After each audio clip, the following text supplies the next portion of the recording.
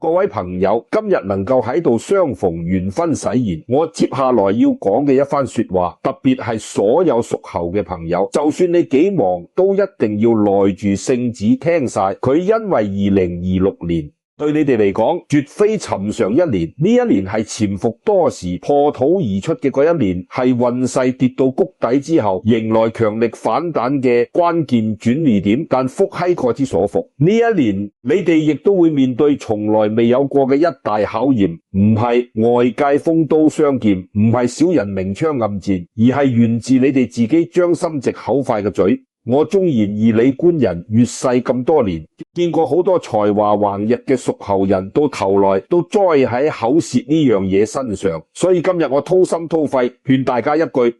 跟住落嚟呢一年有兩件事，就算面對至親伴侶，骨肉手足莫逆之交，都務必守口。如萍說話一出口，就好似渠出去嘅水，收唔返啱啱先凝聚起身嘅財運、貴人運、福氣，頓時之間就會散得一乾二淨。你挨盡辛苦日思夜想等緊嘅翻身機會，亦都可能因此化為烏有。正式開講之前，請你靜落心，喺留言區為自己留低一句諾言：猴人守口，福運萬丈。呢8個字係此刻為自己種下一顆善緣種子。如果你覺得我講得有道理，麻煩訂閱我嘅頻道。我係岑公易經破局，唔搞故弄玄虛，淨係講平民百姓聽得明用得上嘅實在說話。好，我哋言歸正傳。點解話2026年對屬猴人特別獨特，甚至牽動命運轉折？因為過後漫長歲月入面，屬猴嘅朋友就好似俾一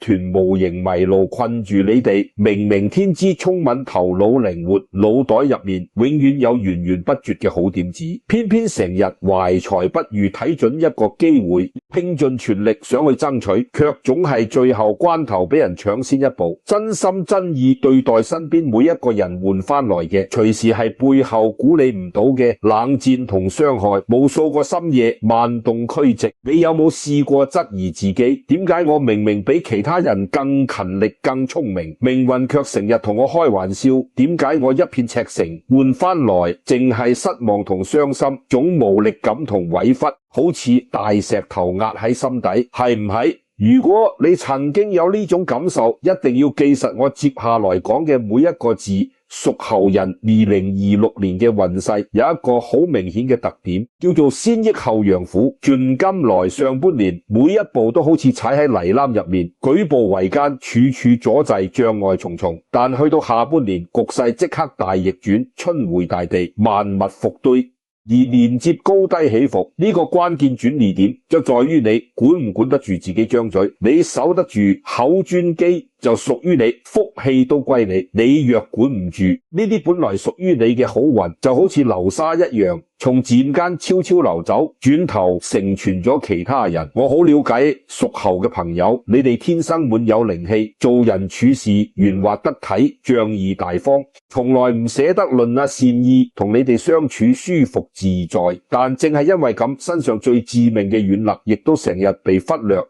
心直口快，唔識藏心計，心底好似一面鏡，見到乜就講乜，腦袋先啱諗到念頭，口已經講咗出去，根本嚟唔切權衡利弊。有少少開心小事就忍唔住揾人分享，受咗少少委屈煩惱，第一時間就揾人傾訴。你哋從來冇害人嘅心，呢份純真同坦誠本來係世間最寶貴嘅特質，但世道複雜，人心難測，往往係呢啲唔經大腦嘅無心之言，最後招來無妄之災，嚇走身邊潛在貴人，亦都親手放走自己辛辛苦苦積落嘅財氣。我同大家講一個真實經歷，我識一位屬猴嘅先生，為人熱情，技術精實，行內都有少少名氣。有一次同行聚會，大家傾各自公司近況，佢出於好心分享自己而家緊公關嘅一項技術難題，話呢個關口一過，公司層次即刻提升。佢以為只係行內交流，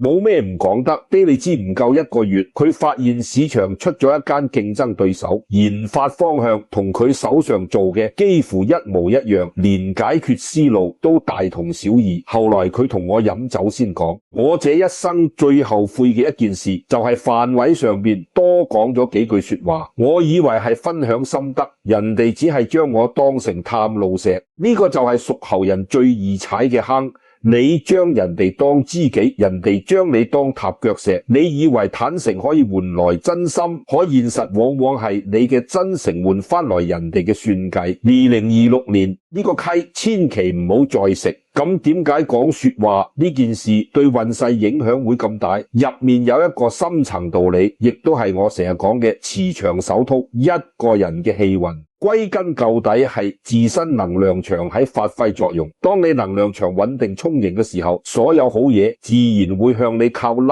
咧，機會、貴人、財富都會被你嘅氣場吸引過嚟。而當你能量場動盪有破洞嘅時候，呢啲好運就會從缺口流失。言語就係能量場最大嘅破洞。你每講一句唔該講嘅說話，就等於係氣場上面開咗一道裂縫，福氣財氣順住道裂份不停流走。2026年屬猴人嘅能量場正由低位往上攀升，呢段期間氣場唔穩定，好似一個正在充氣嘅氣球表皮最薄最脆弱。呢個時候你越少講說話，氣就聚得越實，你越多閒談，氣就散得越快。好道理講清楚，跟住落嚟講重點神務。2026年屬猴人一定要管住嘴巴嘅兩件大事，每一樣都牽涉你成一年嘅成敗得失。第一件事，所有仲未落袋為安嘅財運、副業、商機、賺錢計劃，半個字都唔好同其他人講。屬猴人呢一年最大嘅吉兆集中喺財運同事業機遇，好多屬猴嘅朋友會迎來全新賺錢渠道、意外之財或者絕佳合作項目，但一定要記住，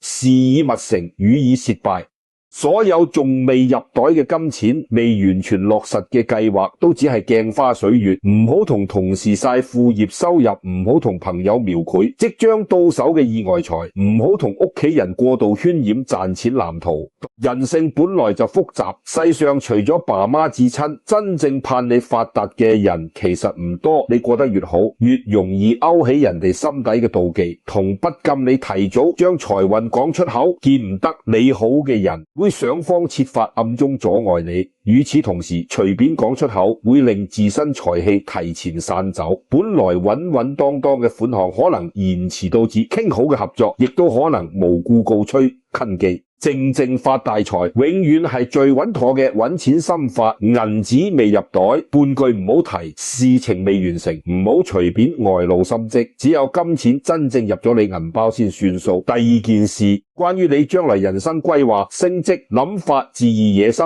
唔好一早全盤托出。呢一年好多屬猴嘅朋友會迎來自意轉捩點，可能係升職機會、轉崗念頭或者跳槽打算。心底已經有清晰藍圖，但千祈唔好一早同身邊同事朋友透露自己嘅野心。職場係一場冇硝煙嘅戰爭，同行即係競爭者，同事之間暗藏競爭關係，目標一旦公開，就等於將自己擺上靶心，一定會有人心生妒忌，刻意搶走機會，或者背後暗中搞小動作，令你升職之路障礙重重。真正高明嘅人都係10年磨一劍，暗中默默儲備實力，靜靜提升自己，然後適當時機一舉出人頭地，等到結果塵埃落定，再輕輕鬆鬆話俾其他人知，呢個先係最高明嘅處事手法。前期越低調，目標越容易達成；前期越張揚，阻礙只會越多。屬猴人天生聰明，反應靈敏，呢個係最大優勢，但成事係張嘴，敗事亦都係張嘴，太容易信人，太容易掏心掏肺，太中意將自己一切推開俾人睇，以為係坦誠，喺人哋眼中只係軟弱缺口；以為係交心，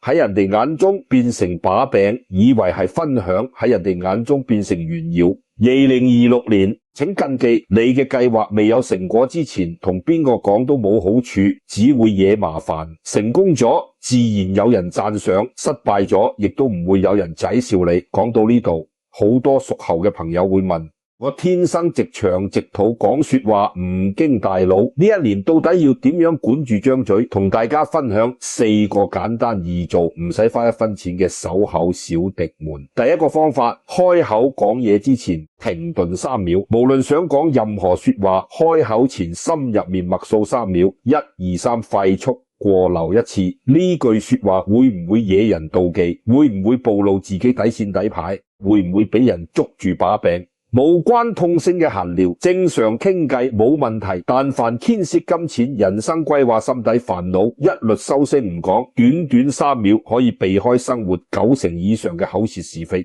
呢3秒就係天堂同地獄嘅分界。第二個方法，減少無意義社交，少去面對熱鬧。2026年盡量少參加毫無價值嘅飯局、酒局，人多嘅地方是非多，磁場雜亂，好容易跟住其他人情緒走，唔知不覺講多咗唔該講嘅說話。學識獨處，享受清靜，先最能夠聚得福氣。寧願自己一個人靜靜飲茶睇書，都好過同一班人飲酒閒扯惹是非。清靜本身就係一種力量，沉默係一場修身。第三個方法，好運降臨時保持平常心，就算明顯感覺運氣順咗，煩心事少咗，有小財運到來，千祈唔好沾沾自喜，周圍同人炫耀。好運同福氣最忌張揚，越係大聲宣揚，越容易將好運嚇走。好多朋友一遇好事就忍唔住發社交動態，往往啱啱曬完嗰件好事就突然出狀況，呢個唔係巧合，呢個就叫福不配位。銘記事已勿成，運靠低調守住。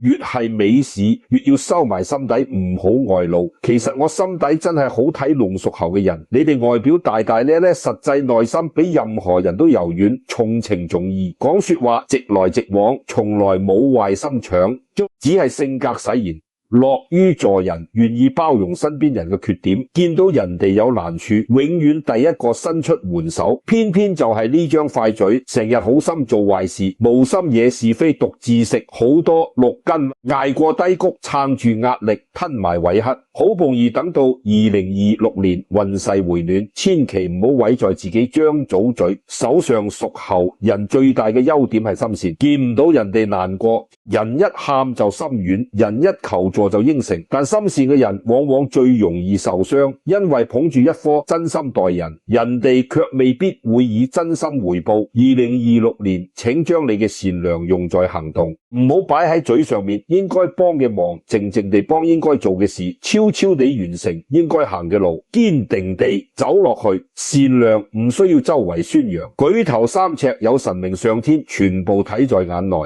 所以2026年務必記實我最後呢句忠告，呢樣亦都係好多屬猴人最易忽略嘅重點。你要守住嘅唔單止係財運同未來計劃，更加要守住嘅係你心底嗰份急於證明自己嘅心。好多屬猴嘅朋友能力太強，太想向人證明自己，成日想用說話說服其他人，解釋自己清白，彰顯自身價值。但2026年真正拖累你嘅未必係講咗唔該講嘅說話，而係你拼命解釋爭辯，急於證明自己嘅嗰一刻。世上最冇用嘅嘢就係急於自證嘅念頭。你嘅價值唔需要靠把口證明你嘅人品，唔需要同所有人解釋。明白你嘅人唔使得到解釋，唔理嘅人解釋再多亦都徒勞，與其浪費唇舌爭呢，不如將呢份心力收回，埋頭苦幹。你而家每一次選擇沉默，都係為日後厚積薄發儲備力量。最後我再鄭重提醒所有屬猴嘅朋友，2026年唔好淡仲未到手嘅銀紙，唔好泄露未來嘅規劃，守口如瓶，萬事興旺，少講閒話好運，全留低嘴穩先至運穩，心誠先至福到沉默。唔係懦弱低調，唔係平庸，而係成年人最高級嘅自保之道，亦都係留住好運最有效嘅方法。你而家忍住唔講嘅每一句說話，將嚟都會化作加倍嘅福氣回饋俾你。刷到呢段影片絕非偶然，係上天俾你嘅善意提醒，代表你即將迎來好運，同時要避開口舌。再過請誠心誠意喺留言區留低猴人守口福運萬象呢8個字，許下文言諾言。鎖定全年財運、貴人運同福氣，避開所有小人是非，亦都麻煩轉發俾身邊所有屬猴嘅親朋好友，提醒佢哋管住嘴巴，守住自身磁場，一齊穩穩接住2026年嘅滿好運。祝願所有屬猴嘅朋友由今日開始管住口舌，遠離是非，財運穩步上升，貴人時常相伴左右，心中所求皆能如願。大小事順利利，年年平安，福氣延綿不絕。謹記守口如瓶，守住嘅唔單止係言語，仲有你下半世嘅福分。溫馨提示：以上內容根據傳統民族同磁場文化解讀，只供娛樂參考。人生好運到頭來都離唔開自身德行、心態同言行舉止，謹言慎行，腳踏實地做人先可以福氣長伴身邊。我係尋公易經破局，我哋下集再見。